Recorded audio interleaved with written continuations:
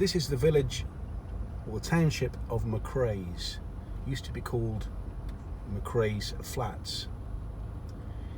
And it's famous up here in Otago, across New Zealand, for its gold mining. It was first settled in 1861 during the first gold rush up here in the highlands of the south of New Zealand, and it attracted migrants from all over the empire and indeed all over the world who came and panned for gold up here on the flats and established a small settlement. Today you can see the remnants of that panning. There are small ponds and lakes that litter the flats here.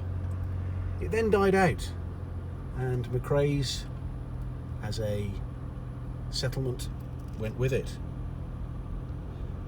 In the 1930s and the 1940s, open pit mining in Fraser's Pit began, and the substantial gold deposits here were exploited once again.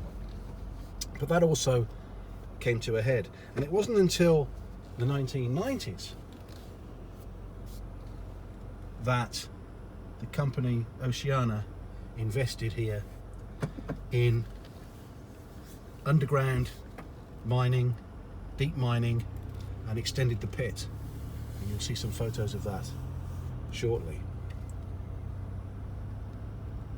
That pit has produced millions of tons of gold, and it's the largest in New Zealand, and of course it's revitalized this local town, which is very, very isolated.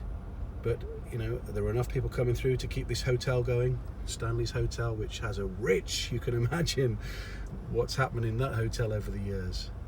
And some of the old huts are maintained as well.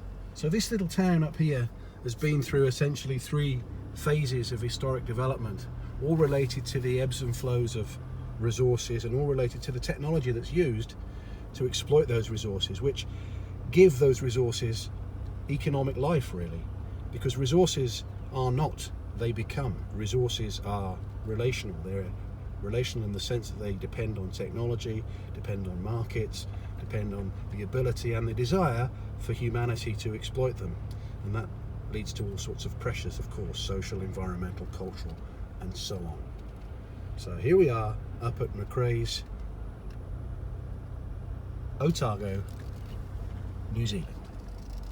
Georambles 2018.